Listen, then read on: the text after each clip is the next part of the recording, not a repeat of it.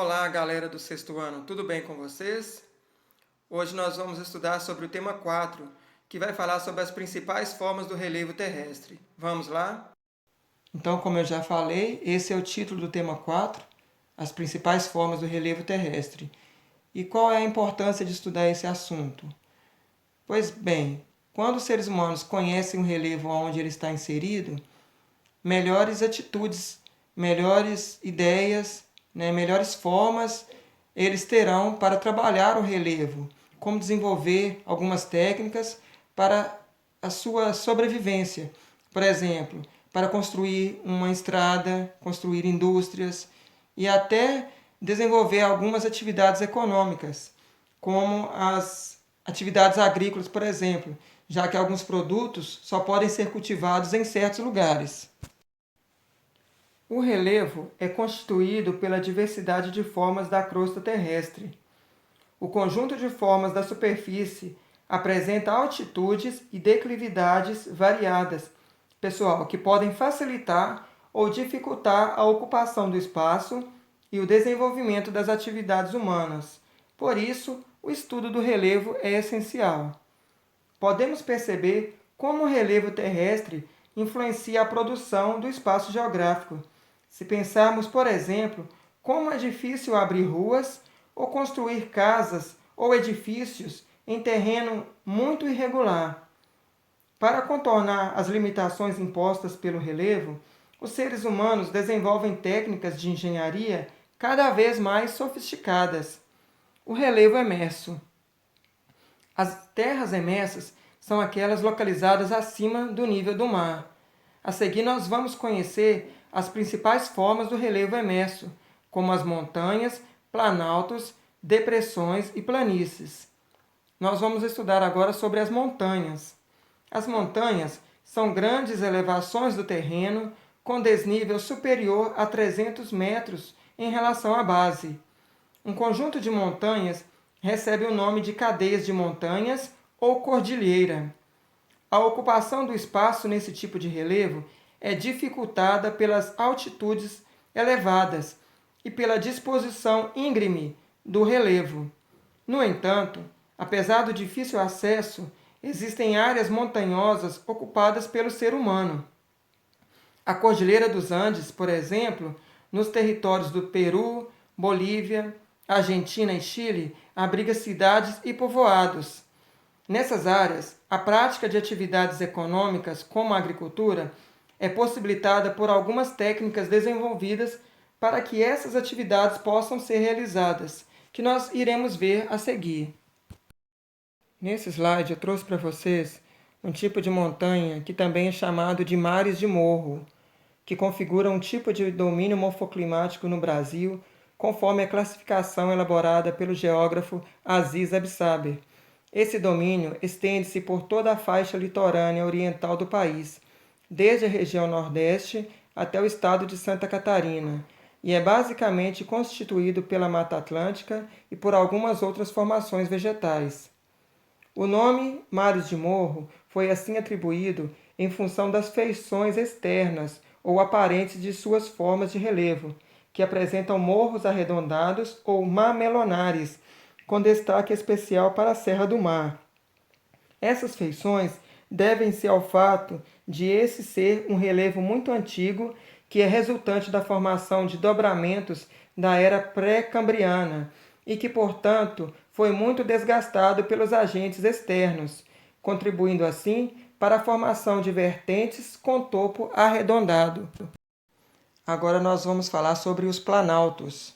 Os planaltos também são conhecidos como platôs, que são formas de relevo caracterizada por apresentar terras altas, porém nem tão altas como as cadeias de montanhas e nem tão baixas quanto as áreas de planícies.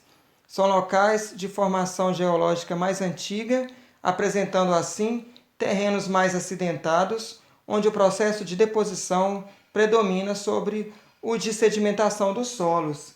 Os planaltos estão associados às formas variadas do relevo, como chapadas, morros, colinas e serras.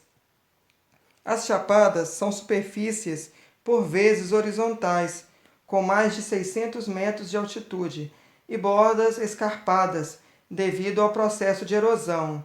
A escarpa é um desnível acentuado no terreno, semelhante a um degrau. Os morros são montes arredondados com amplitude de relevo entre 100 e 200 metros. As colinas, como os morros, são elevações no terreno, porém com declives mais suaves. Já as serras são termos usados para descrever terrenos acidentados com fortes desníveis. Nesse slide eu trouxe para vocês duas imagens, mostrando uma de Planalto, que eu acabei de falar sobre suas características, e do terraceamento, que eu mencionei no início do vídeo e que vou falar das características agora. O terraceamento, pessoal, é uma técnica agrícola de plantio elaborada para a contenção de erosão, causada pelo escoamento da água em áreas divertentes. Essa técnica é aplicada ao parcelar uma área inclinada em várias rampas. Com isso, as águas das chuvas, ao escoarem superficialmente, perdem sua força, removendo menos sedimentos do solo e causando menos impactos sobre eles. O terraceamento foi inventado pela civilização Inca, não somente para a conservação dos solos, mas também para a ampliação dos espaços agricultáveis, uma vez que sua localização se dava em maior parte na Cordilheira dos Andes, onde existem poucas áreas planas por se tratar de uma forma de relevo geologicamente recente. Atualmente, essa técnica é amplamente utilizada em produção agrícola no sul da Ásia. Além de evitar a erosão e ampliar as áreas de cultivo, o terraceamento também é importante no sentido de aumentar o aproveitamento da água, pois dependendo do tipo de terraço aplicado, as águas das chuvas são armazenadas ou retidas, podendo ser reaproveitadas ou direcionadas para outros lugares. Agora eu vou falar para vocês sobre depressões e planícies. As depressões são as áreas com altitude inferior à das áreas vizinhas, que podem ser depressões relativas ou absolutas. Relativas quando são localizadas acima do nível do mar. São áreas rebaixadas em relação ao entorno devido ao processo de desgaste. E elas são absolutas quando as áreas continentais são situadas abaixo do nível do mar, que é o caso do Mar Morto na Ásia, localizado na área continental de menor altitude da superfície terrestre, localizada a 395 metros abaixo do nível do mar. Planícies. As planícies são extensões de terrenos pouco acidentados, onde predominam os processos de sedimentação, ou seja, acúmulo de sedimentos trazidos pela água, pelo vento ou pelo gelo das áreas mais altas. As planícies localizam-se predominantemente no litoral e nas margens de rios, em áreas de baixa altitude, mas também ocorrem no interior de áreas planálticas e montanhosas. Aí nesse slide eu trouxe para vocês duas imagens mostrando uma área de planície, que é uma área principalmente onde ocorre maior devastação da vegetação, porque são áreas que favorecem o cultivo de vários produtos e a prática da pecuária. Então são áreas muito degradadas pelo homem para a prática dessas atividades. E aí embaixo tem uma área de depressão, né, mostrando como que é. E aí, só lembrando que a depressão ela pode ser absoluta ou relativa. Pessoal, nesse slide eu vou trazer para vocês as formas de relevo submerso. Pois assim como as terras emersas, as terras submersas também apresentam diversas formas de relevo, com destaque para as margens continentais, as bacias oceânicas e as cordilheiras mesoceânicas. As margens continentais. As margens continentais limitam a crosta continental e a crosta oceânica. São os terrenos submersos situados nas bordas dos continentes.